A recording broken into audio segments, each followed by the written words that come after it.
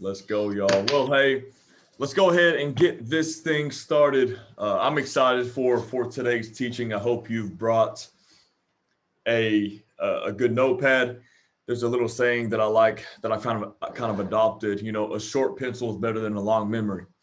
And so, let's be sure to take good notes. Lean into today.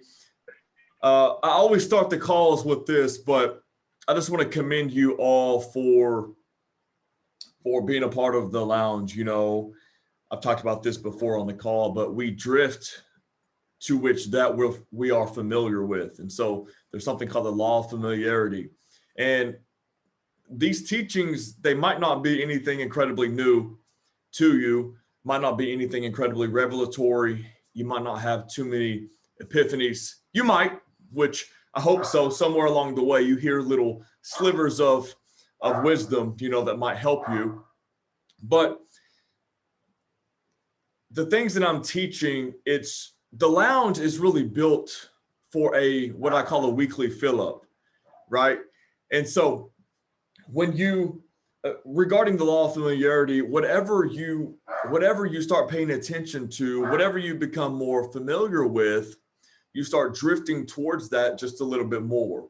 In other words, greater awareness is is caused within your mind. And so if I'm teaching on things like for a couple weeks ago, taught on culture, throughout the week, there's that reticular, activating system that's drifting you towards, culture and cultural building blocks. And if I'm teaching on, like today, I'm teaching on team communication. I guarantee you all week you're going to be seeing things through the lens of that context, through the lens of really this awareness. And so Mondays are for a weekly fill up. And I mean, I'm even considering a time throughout the week to maybe run some of these teachings back just to give maybe other people in the group or that want to be a part of the group a second option. And I might even give y'all access if y'all want to hear it for a second time. But anyway, so today, again, I want to commend you in investing in yourself. You will always be your greatest investment and asset. The reason being is because everything that you touch requires you. And so why not be smarter? Why not be wiser? Why not be more intellectual? Why not be sharper? I think an excellent leader is sharp. Is swift on his feet. And so, anyways, let's dive into today. I am so excited about this. This is something that I am just incredibly passionate about. I'm going to go ahead and share my screen and jump into today's teaching. Let's get it. If I could get this right, there we go. All right. So today, again, as you can see on the screen, it is April 11th of the year 2021. Let's jump right into this, talking on team communication. Matter of fact, effective team communication. There is a difference. There are those who communicate and those who communicate effectively. And so I'm going to give you some tips today on effective team communication. I'm sure that you've all heard this quote right here, that organizations rise and fall on leadership. I know John Maxwell, the leadership guru. If you're not, gleaning from Maxwell, I encourage you to get as many resources from him as you can. He was given credit for saying this. It might have existed before him, but organizations rise and fall on leadership. Leadership matters, right? We talked about that, I believe, the first week. So write that down. Secondly, I would say that although organizations rise and fall on leadership, teams rise and fall on communication. You could typically trace back the health of a team, the culture, the status of a team to their communication. A team's effectiveness, a team's health, a team's culture is directly correlated, directly related to the team's clear, effective communication. So again, organizations rise and fall on leadership, but teams rise and fall on communication. All right. The third quote I want to give is weak communication equals weak leadership. I've had to look at this in my own life. Truth is truth, right? So if I am not communicating effectively, I am leading weakly. Weekly, not weekly as in the lounge weekly, but weekly, weak, weak, feeble, ineffective. We have to see our leadership. If our leadership is ineffective, we have to just acknowledge it, that it might just be weak leadership. So weak communication equals weak leadership. But lastly, I want to give to you is this quote right here: weak leadership equals a weak organization. And so you'll never fulfill the vision. You'll never fulfill the mission of the organization if you trace it all the way back to weak communication. If you just kind of backtrace these two last lines right here, you see that weak organizations, you can trace it oftentimes back to weak communication. Okay. So teams rise and fall on communication. Please, just as a leader, please solidify that within yourself. Please just remember that and see everything that you do through the lens of that line right there when it comes to you leading your teams, okay? And again, I want to kind of remind you about the layout of the lounge. Any questions that come to you, I just encourage you, jot those down, because there will be a section at the end where I take some questions, and I don't act like I have the answer to everything, but I might have a response to some things. Maybe that's where other people in the group maybe can chime in, or offline, you and I can go and maybe find this answer together. Okay, so next slide. There are 4 things that I want to give to you when it comes to what you communicate to your team. And so this can be throughout the week, maybe at an event. This can be just maybe expectations at the office. But communication, effective communication, is clear communication. Clear communication, clear expectations. Okay? Man, there's nothing like being told vaguely to do a specific task, but expectations aren't clear. And we can't get too mad at maybe people that we lead if they don't fulfill expectations when we have not communicated clearly on exactly what they need to be doing. Okay, so number 1, we must communicate when it comes to a specific context of them, or specific scenario of them showing up somewhere. We need to make sure that we communicate clearly when to be there. Okay, so we can't just say, hey, meet me on site, meet me at the HQ, meet me at the office around 6. Because some people are going to take that and they're going to take it at 6:15. If they get to it 6:20, no big deal. All the while they might be, especially when it regards other team members, other staff, and your own time, they're wasting a lot of people's time. Okay. And the organization's time, quite frankly. So we need to make sure that we are communicating when to be somewhere. So if I say 6 o'clock, that means be on site very sharply, specifically at 6 o'clock. That doesn't mean kind of pull into the parking lot at 6 and kind of, mosey your way in the building. I mean, be there ready at 6 o'clock. So number 1, when to be there. Okay. Secondly, where to go.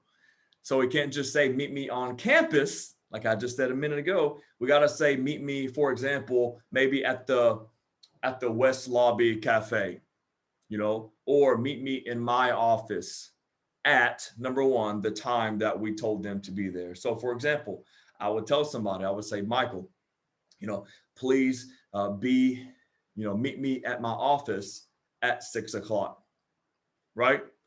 So that's very specific. So they're not pulling on the parking lot, texting you, where do I meet you? Where do I go? They know exactly where to go and when to be there, okay? Thirdly, what to do. So when they get to that spot, this is where the clear expectations come in play. When they get to that spot, they know very clearly and specifically what to do. Let me just say this. They'll have so much more respect for you as a leader, and which that matters. And secondly, they will have so much more fulfillment in the task if you set them up for a win, right? Win, W-I-N, for a dub, for a victory, right? So give them a very clear layout on their expectations, train them. I have a 5-step kind of process on how you train somebody. I believe I covered that in week 1. If not, I need to spend some time on that. But we need to make sure that we give them very clear expectations, okay? And then when we do, we hold them accountable to that. You might have heard the quote before, we must inspect what we expect. And so we need to peek in there, see, are they producing? Are they fulfilling the task that we've given them? So make sure that you very clearly tell them what to do when they get to the place you told them to go at the time you've told them to be there, right? And lastly, this is one that's oftentimes as leaders, we overlook. And I understand, by the way, just side note, pause, time out. Let me take 30. This might not translate point for point in your context, in your arena, in your realm. Leaders have a way, though.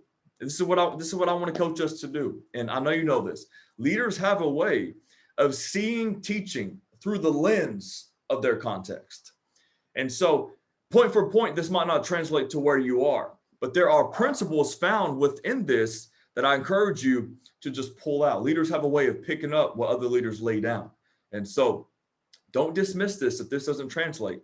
Go ahead and lean into this and pull out the principles and the values and the points in this teaching right here. Okay, so number 3, what to do. Number 4, when to leave. This one right here we overlook so often, because oftentimes when the leaders fulfill a task, they just they start talking amongst themselves.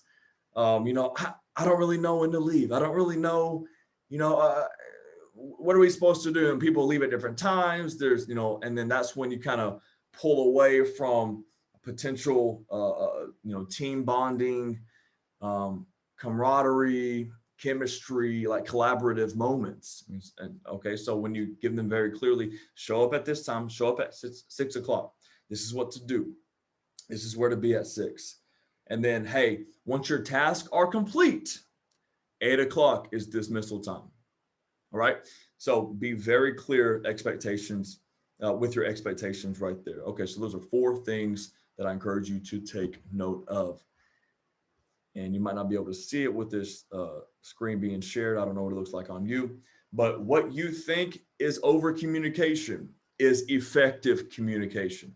You might think you're communicating too much, but not very many people complain about a leader who communicates clearly. You might feel like you are overemphasizing information, okay, communication, but I'm telling you, it is effective communication. You want to give your team members, your staff, whatever, basically no reason to say they didn't know. So what you think is over communication is effective communication. I'll give you just a moment to write that down while I sip on my Black and Bold coffee.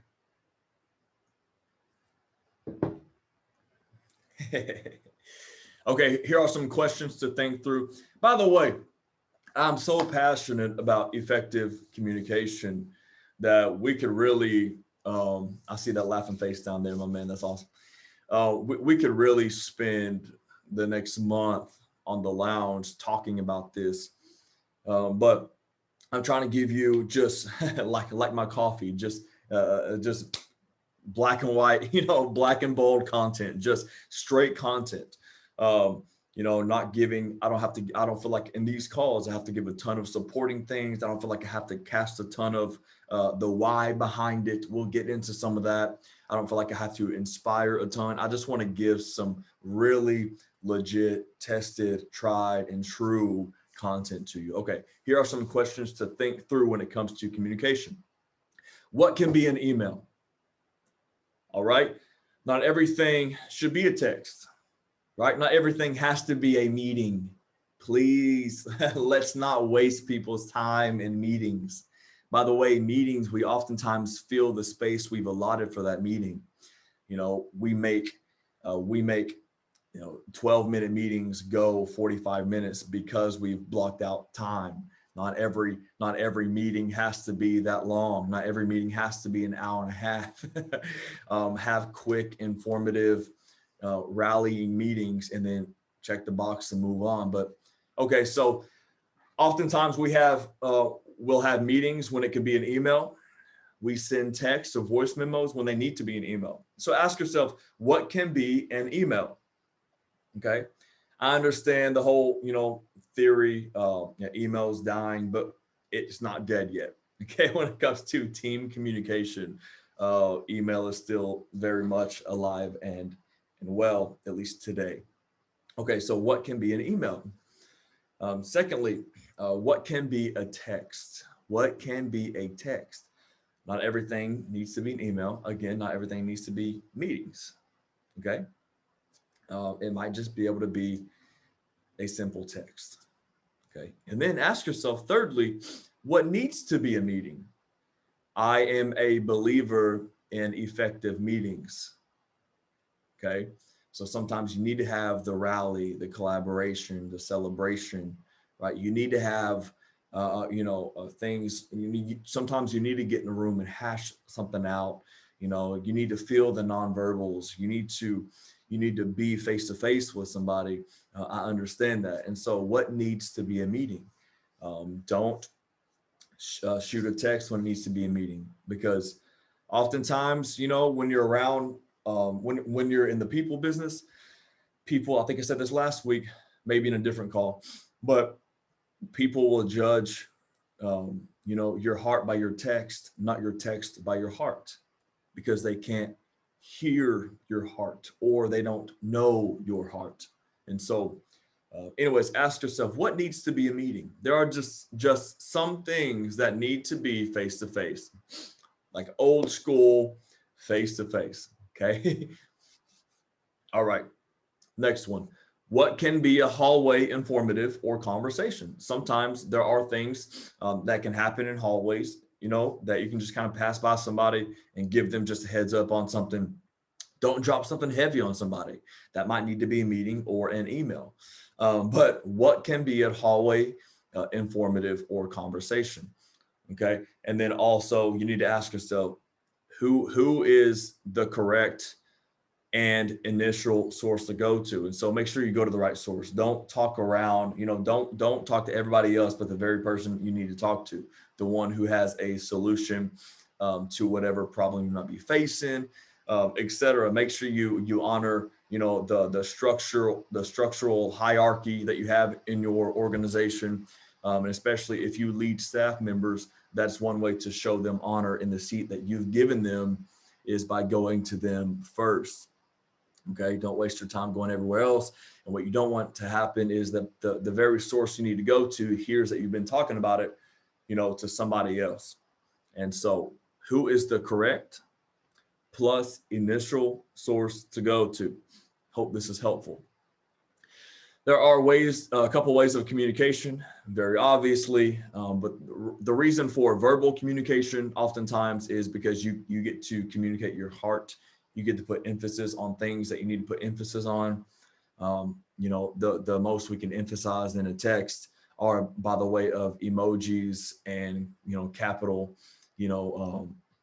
capitalization. But, sometimes verbal meetings need to happen. I encourage you, any chance you get, try to do both. Try to do verbal and put it in writing. Writing is good for a reference point later on. Writing is good for very clear bullet points, because you might communicate it like in blog or book form in a meeting, but you very much communicate it in bullet points in an email, which is my style of an email. Just be very black and white, be very clear, give me the content that's needed. You don't have to shoot a whole explanation on every single thing. Anyways, so try to do both when you can, but anyways, these are the couple different ways, obviously, of communication. The next slide, a couple resources that I use currently, just to maybe resource you. Slack. Obviously, we use Slack for the lounge. I have 4 or 5 different workspaces in Slack right now. I have all free accounts. I believe it's free up to 10,000 messages. And once you surpass that, it just begins archiving the old ones. And so anyways, I use Slack. It's a good free resource for you and your teams. I also use Microsoft 365 here at the office. If you don't know, I'm a pastor full time. And so in our organization at Word of God Ministries, the church that I serve at, we use Teams, and we pay for this membership, and it's a legitimate resource as well. So that's a good resource for you. All right. I know this was a quick, just a quick teaching. I want to get into some questions though, because when it comes to communication, there are so many layers, and it's so dynamic, and it's so fragile oftentimes. And I would love to just take some questions here. Let me go ahead and stop the share. And so when it comes to communication, whether it's with oversight, people you lead, you know, in your network, whatever it might be, I would love to just maybe begin some dialogue here. Again, communication matters, effective communication matters. And there have been times when I've gotten here. I've had meetings to where they should have been an email. I've sent emails and texts and voice memos when they should have been meetings. And so you just want to really build a culture of effective communication. And in an organization I used to work in, we called it HOT, right? Honest, open, and transparent. So we had a hot culture. We were very open. And so anyways, I want to take a couple minutes just to answer some questions. If not, no big deal. I'll let you get on with your productive day. I know as leaders, we got a ton going on. This is just the beginning of our day, if you haven't already had a couple meetings leading into this. And so as you see, my setting is a little different. I'm in my home office right now, switching it up on you. But all right, any questions whatsoever? Michael, I see that you are unmuted, my man. Yes, sir. How would you go about establishing a culture that doesn't really, that's not big on communication, and implementing a communication to it? Absolutely. Well, to reference my teaching last week or the week before, the first thing as a leader, you got to be it. You got to be the culture you want to see. And so if you expect communication across the board, I would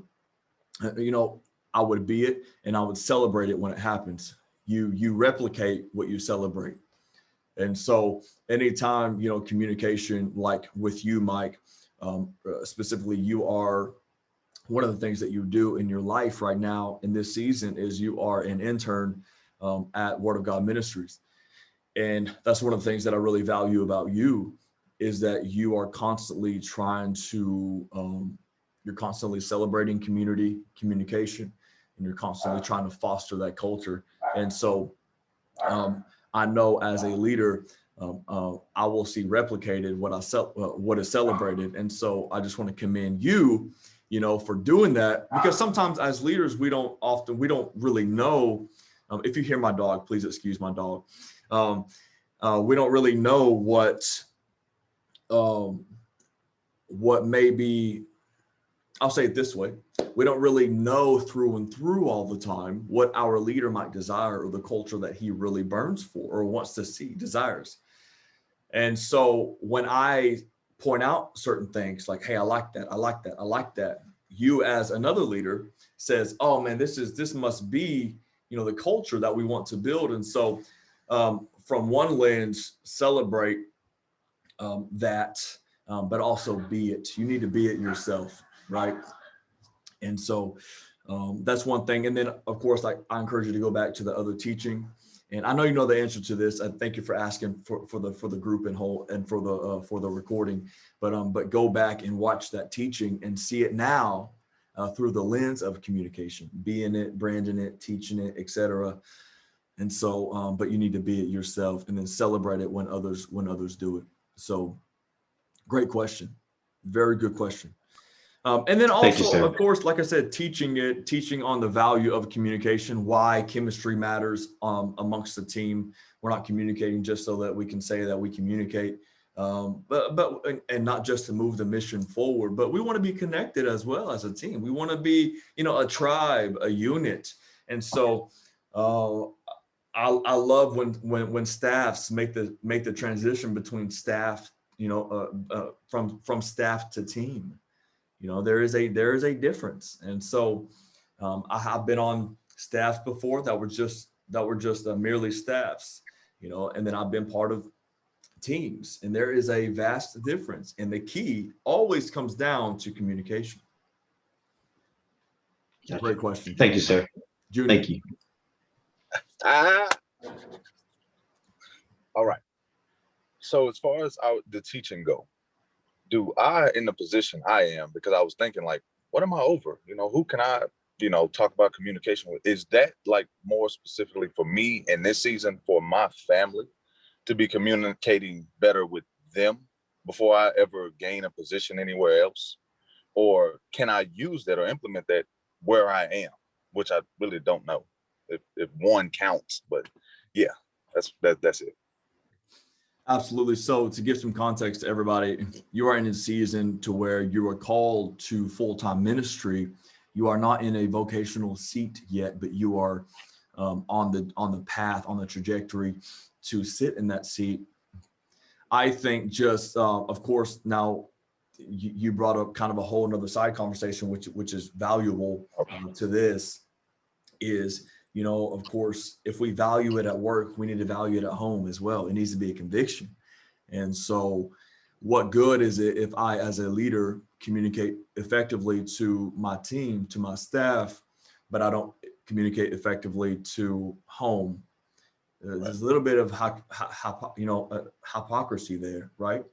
Yeah. You're being a little hypocritical. You're doing one thing, you're saying these are your convictions, but you don't do it at home. And so I would just say, let it become a conviction. And when it becomes a true conviction, not performance, when it becomes a true conviction, it translates to every area of your life. So it's a great question, man. And I would love to dive into that deeper next time you and I kick it. But communication at home is really the place we need to value above everything. But when it just becomes a part of you, like one of those, like when I teach your values or your convictions, when I do the value workshop, it's like, I am a man of prayer. I choose family first, right? And in that subcategory is I will effectively communicate to my family, etc. It's part of who you are, your DNA. Convictions go deeper than just performance. Performance, what you do is a product of who you are. A lot of people just do before it becomes who they are. And that's where it becomes taxing. You burn out. It's inauthentic, right? But when it's truly a part of, no, Tyler Wooten, my conviction, right? If you open up the file called Tyler Wooten, it's I value effective communication across the board. So great question. Let's do one more, and then I will let you get on with your day. De La Rosa, how you doing, sir? Good, BT. Good morning. Good So morning. my question would be, I don't know if you can share a story where I guess communication was very much needed in your life or in your ministry or in your organization, to where there was no communication and there was a huge, like, I wouldn't necessarily say a letdown, but like a huge fumble that affected almost everything. That's a very good question. And, 237 stories come to mind. I'll give you one. I won't acknowledge what season it was in. But my boss, I'll say in the context that I've worked in my entire adult life, my pastor he communicated to me very clearly what I had jurisdiction over, what everything that I oversaw, what was in my realm of leadership. And what I wasn't aware of is that it didn't get communicated across the board. So I am getting ready to lead a service one night, and I start communicating pretty black and white directives because of time's sake on let's do this. But there was a lot of pushback in that moment in front of everybody from this specific group, this department, because they weren't aware of what was in my realm, and they weren't aware of what I had, authority, or I was responsible in stewarding, and I wasn't aware of that. And so my fleshly side, what I wanted to say was, no, you have to do it, get it done, right? But we've talked before, positional leadership is the lowest form of leadership. And so anytime that we leverage just our position, you really lack in true leadership, which is just influence. But there are times to where you just have to say, okay, this is the way we're going. Let's move. And so my pushback was, no, we need to get approval by our oversight, which they weren't aware that that I was the final say so in this call. And so, anyways, the pushback was public. I was newer to the team at this time, so I of course immediately, right after the service, went to them and said, hey, what was that about? What's going on? What has been communicated to you? And so eventually we got to a solution to where, or the verdict was, they were made aware, that I was oversight after a couple days of kind of back and forth between. It was just a really weird situation. And so I think the point in that is that could have all been squashed if the leader, the CEO, would have communicated that across the board. It's so much more effective when they communicate, hey, Ryan has jurisdiction, he oversees this, and it's not for the sake of power, it's for the sake of clarity, right? So when that comes from the head, it's so much easier versus you stepping in and saying, no, this is my area, do what I say, because at that point you're losing influence all the more anyways. And so again, the point in that is, anything you oversee, be sure that you communicate to your team very clearly on what the structure is. This person oversees this, this person oversees this, okay? Because you never want to put your staff in a position that I was in, to where I had to fight my flesh, right? I had to fight being, my pride, being embarrassed. It was just really weird. And I was completely unaware, like, what is happening, And so we couldn't move the night forward, the mission forward, because clarity wasn't given across the board. And so you want to make sure that anytime you lead a staff, your staff is very aware who leads what the structure is, what the expectation is, what the system is, and why this system is in place to begin with. And so there's a lot of little nuggets in there I feel like I could pull out, but I think the overarching point here is just make sure that your team is very aware of your structure. This is why structure matters, okay? It's not to have power or position over people. It's for, again, precision and clarity. You can't just have everybody kind of running around like a chicken with their head off, right? Like nobody really knows what they're doing. Nobody has leadership. Nobody knows who's doing what, who's making the decisions. You don't want to put your team in that place. It's a messy culture. It's unclear. And it's just it's a staff that people, quite frankly, don't enjoy being a part of. You got a lot of staff members that are miserable. The turnover is high because they never hear clearly who's doing what. Nobody knows what they're doing.